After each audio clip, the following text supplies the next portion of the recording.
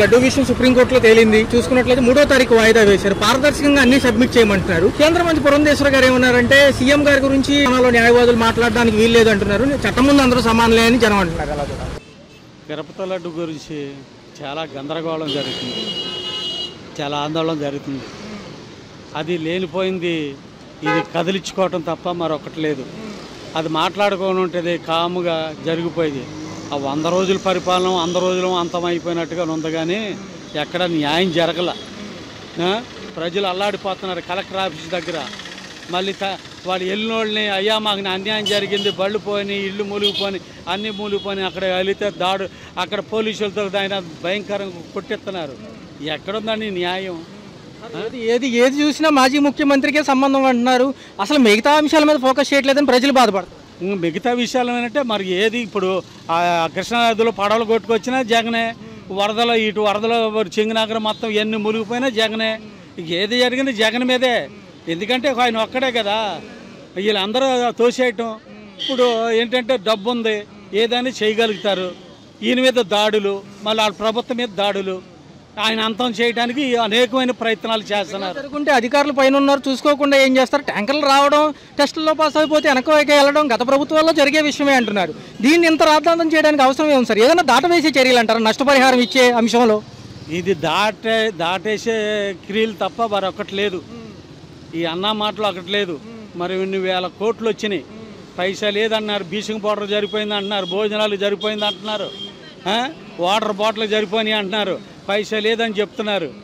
ఎక్కడుందండి న్యాయం? 6 రోజులుగా చూసుకున్నట్లయితే ఈయన దీక్షలో ఉన్నారు డిప్యూటీ సీఎం పవన్ కళ్యాణ్ గారు.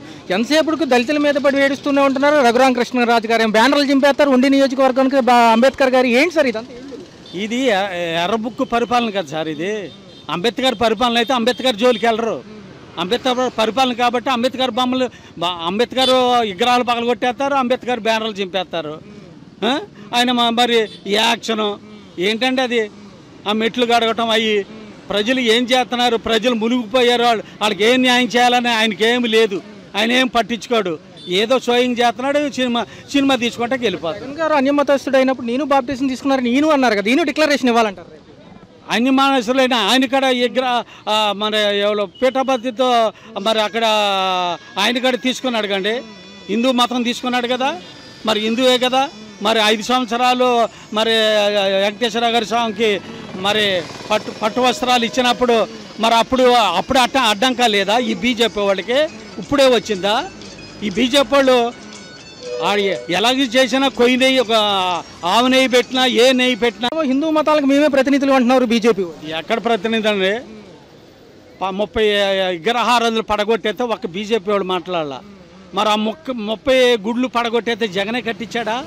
మరి విగ్రహార్థడా కృష్ణనా? మరి దేనికి సంబంధించినడు ఆయన? ప్రభుత్వాల్లో బూట్లు వేసుకుని పూజలకి వెళ్ళిన చంద్రబాబు నాయుడు గారి ఫోటోలు బయటకు వచ్చినాయి. అప్పుడు ఆలయ ధ్వంసాల ఫోటోలు బయటకు వచ్చినాయి. మరి వీటి మీద మాట్లాడలేదు. అవి మాట్లాడరు. ఆయన బూట్లు వేసుకుని వెంకటేశ్వర స్వామి దగ్గరికి వెళ్ళొచ్చు. మన ఈయన పవన్ కళ్యాణ్ గారు చెప్పులు వేసుకుని కనకదుర్గ గుడికి వెళ్ళొచ్చు. వీళ్ళు చేయొచ్చు. జగన్ గారు ఏమి లేకోకుండా, కాళ్ళు చెప్పులు లేకుండా పాదయాత్ర చేసినా ఈయనే తప్పుడు. 30 నోటీసులు ఇచ్చి అడ్డుకున్నారు. నేను అన్యమతస్తుని అయితే మా నాన్నగారు ఇంతకుముందు పట్టుబట్టలు సమర్పించారండి, దీనికి ఎందుకు ఇంత రాద్ధాంతం చేస్తారు? నిజంగా ఉంటే ల్యాబ్ రిపోర్ట్లో తెలియదు కదా. ల్యాబ్ రిపోర్ట్ ఏదంటే ఏం చెప్పట్లేదు. ఏం చెప్తారండి? ఆయన గతం నుంచి వాళ్ళ తండ్రి గారి కారించి మరి పట్టు వస్త్రాలు ఇస్తున్నారు కదా. ఈ గుర్తుంటలేదా? ఇవన్నీ మర్చిపోయారా? ఇప్పుడే గుర్తు వచ్చినాయా? తేలద్ది. సుప్రీంకోర్టులో వేశారు కదా, దాని సంగతి ఏంటనేది తేలిద్ది. విజయవాడ నడిబొడ్డులో ఉన్న అంబేద్కర్ బొమ్మ దేన్ని తొలగించడానికి ప్రయత్నించి పేర్లు ఒకటే తొలగించాపారు. ఈ విషయాన్ని చూసుకున్నప్పుడు కూడా వీళ్ళు ఏదో కంటితుడుపు చర్యగా నామకరణంగా ఏదో చెప్పి తప్పించుకున్నారు తప్ప అసలు వీళ్ళకి నిజంగా విశ్వాసం ఉందంటారు దళితులపైన? ఈసారి దళితుల పైన ఎలాంటి విశ్వాసం లేదు. ఎంత ఇబ్బంది పడుతున్నారంటే పథకాలు ఇస్తానన్నాడు, మోసం చేశాడు, ఎన్నో మోసం చేశాడు తప్ప ఏమీ లేదు. దళితుల గురించి, పేదోళ్ళ గురించి, మరి పేదలు అల్లాడిపోతుంటే వాళ్ళకి రైతు భరోసా ఇస్తానని అది లేదు, ఏమీ లేదు. సనాతన ధర్మాన్ని నేను కాపాడుతాను, నేను ముందుంటాను అంటున్నారు. విజయవాడ నష్టపరిహారానికి ఎందుకు ఇవ్వలేదు? విజయవాడ నష్టపరిహార బాధితులకి ఏదైతే నష్టపరిహారం కంటి తుడుపు చర్యగానే అందింది, సనాతన ధర్మాన్ని లడ్డు విషయంలో ముందుండే పవన్ కళ్యాణ్ ఈ విషయంలో ఎనమాలి ఎందుకుంటున్నారు? ఆయన ప్రజలకి ఏమందిందా అందలేదా ఏమని అసగట్టుకునేది లేదు. ఆయనకి ఇస్తానికి మళ్ళీ 3 మినిస్టర్ పదవులు ఇచ్చారు ఆయనకి. ఎందుకు ఉపయోగం ఏముందండి? ప్రజలు ఏమైపోయారు? మీ పథకాలు అందినయా, మళ్ళీ అయితే మిలుగుపోయిన వాళ్ళకి నష్టపరిహారం అందిందా లేదా అని ఎవరి దగ్గర సింగనగరం వచ్చి ఎవరినన్నా కనుక్కోవటం ఉందా? లేకపోతే మరి అది ఆయన పిఠాపురంలో ఏమన్నా రైతులు రైతు అక్కడ వ్యవసాయం అంతా పాడైపోయింది, మరి రైతులకి ఏమైనా అందిందా అనేది కానీ అక్కడ అడుగుతూ ఉన్నదా? ఏంటంటే ఇక్కడికి వచ్చి మెట్లు కడుక్కోవటం తప్ప.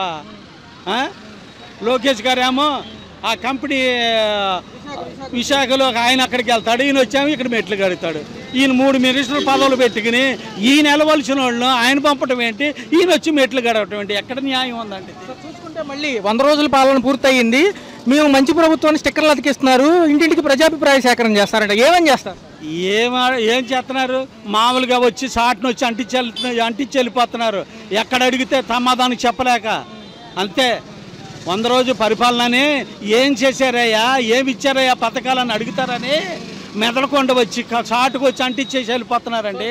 6 గురించి నీకు 15 అన్న నిమ్మల రామానాయుడు గారు కట్ల పూడ్చే పనిలో బిజీగా ఉన్నారు కానీ జనాన్ని వైపు రాలేదంట. ఆయన కట్ల పూడ్చుకోవటం ఆయనకి అప్పచెప్పాడు అక్కడ.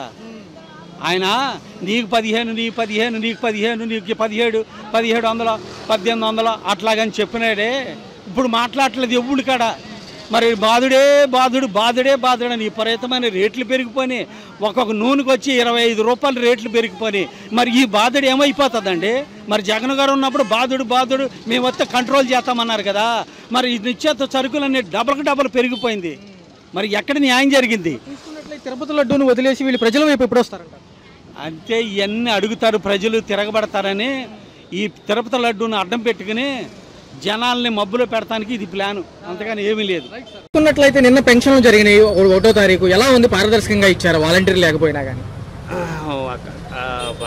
బాగానే ఇచ్చారు సార్. యాక్చువల్లీ ఏంటంటే చాలా వరకు అందలేదు సార్. అది మా దగ్గర అసలు మాకే అందలేదు. యాక్చువల్లీ నేను ఉండేది ఇక్కడే మన రాజశ్రీపేట యువతల సూర్యకాలనీ అని. అయితే అసలు అందులో అందరికి వచ్చింది సార్. మరి మాకు ఎందుకు రాలేదు? మా మిస్సెస్ కి అప్లై చేసాం, అన్ని తీసుకున్నారు. ఓటీపీ అధికారులు అందరూ వచ్చారు, అన్ని చూసుకున్నారు, ఇంట్లో పొజిషన్ చూసారు, కానీ ఇంత మటుకు ఇవ్వలేదు. మరి అందరిగా అందటం అనేది అందరికీ అందాలి కదా.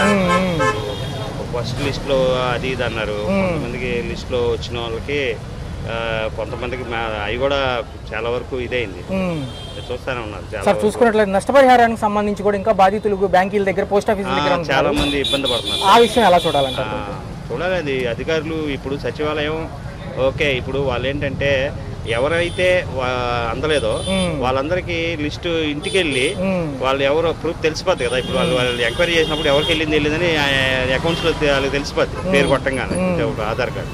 అలా చూసుకొని లేని వాళ్ళకి కొద్దిగా సాయం చేస్తారు. ఇప్పుడు మేమేంటంటే చిన్న ఉద్యోగాలు చేసుకుంటాం, గవర్నమెంట్ ఉద్యోగాలు ఏం చేసుకుంటే పెద్ద పెద్ద వేలల్లో జీతాలు కూడా ఉండవు. నెలకు 10-12 వేలు, అలాగ ఇంకోటి 5,000, అలాగా 20,000 లోపే వస్తాయి జీతం, 15,000 అలాగా. అలాంటి వాళ్ళు మాకు పిల్లలు వేసుకుని ఇబ్బంది పడుతున్నారు సార్. మరొక అంశం చూసుకున్నట్లయితే నిన్న తిరుపతి పర్యటనకి వెళ్ళారు, కాలినడకన డిప్యూటీ సీఎం గారు డిక్లరేషన్ కూడా ఇచ్చామంటున్నారు. ఎలా చూడాలి? అక్కడ అంశాలు కొన్ని ఉన్నాయి, అంటే పారదర్శకంగా ఉంటే బాగుంటుంది అంటారా? నిన్న వాళ్ళ కూతురు విషయంలో కూడా తిరుపతికి వెళ్ళినప్పుడు ఈయన కాలినడకన వచ్చారు, అక్కడ డిక్లరేషన్ ఇచ్చే లోపలికి వెళ్ళామంటారు. ఎలా చూడాలి ఆ అంశాలు? అంటే మనకి అదేలేండి, అది రూల్ పరంగా వాళ్ళు ఏదో పెట్టారు, కాకపోతే డిక్లరేషన్ అనేది కొద్దిగా ఇబ్బంది. అలాగంటే ఇప్పుడు అన్ని మతాలు ఒకటైనప్పుడు వీళ్ళు వెళ్ళకూడదు, దాని గురించే డిక్లరేషన్ నాకు పూర్తిగా ఐడియా లేదు, మీరు అడిగింది. అదేంటంటే అది వాళ్ళు గౌరవించి సర్వమతంగా ఎల్లు మనం ఇబ్బంది పెట్టకూడదు. సార్ చూసుకున్నట్లయితే ఏదో ధర్మాసనానికి పిటిషన్కి వచ్చాయి, ముందే మీడియాకి వెళ్ళకుండా ఉంటే బాగుండేది, కొన్ని రోజులు ఆగుంటే ఈ యొక్క ప్రూఫ్లన్నీ సబ్మిట్ చేశాక వెళ్ళుంటే బాగుండేదని ముఖ్యమంత్రి గారిని ధర్మాసనం కొంచెం గట్టిగా చెప్పింది. ఆ విషయంలో పురంధేశ్వరి గారు ముఖ్యమంత్రిని అనాల్సిన అర్హతలు ధర్మాసనానికి లేవని ఆవిడ అంటున్నారు. ఎలా చూడాలి? అందరూ చట్టం ముందే సమానం అని వాళ్ళు అంటున్నారు. అది కరెక్టే లేదంటే యాజ్ పర్ ఇది గవర్నమెంట్ మనం అది అందరూ ఒకటే కదా, పెద్ద ఇల్లు చిన్న వీళ్ళకి రాజకీయవేత్తలు సామాన్యులు అనగా సేమ్ ఇది చట్టం ముందు వాళ్ళన్నది కరెక్టే కదా. సార్ మరి చూసుకున్నట్లయితే విశాఖ ఉక్కు పరిశ్రమ గురించి వాళ్ళు పోరాడుతున్నారు, ఆ అంశం ఎలా చూడాలంటారు? ఏదంటే కష్టపడే వాళ్ళని ఇబ్బంది పెట్టకూడదు సార్. అంటే వాళ్ళు బతుకు తెరువుని మనం ఇచ్చేయకూడదు, ప్రైవేట్గా చేయడం అలా చేయకూడదు కదా. వాళ్ళు ఎప్పటి నుంచో బతుకున్న వాళ్ళని మనం. సో ఫైనల్గా చూసుకున్నట్లయితే ఒకే ఒక అంశం సార్, చూసుకున్నట్లయితే రాబోయే కాలంలో ఎలా ఉండబోతుంది ఉమ్మడి కుటుంబ ప్రభుత్వం పాలన? ఉమ్మడి కుటుంబం అది బాగానే ఉంటుంది సార్, పరిపాలన బాగానే ఉంది. Right sir.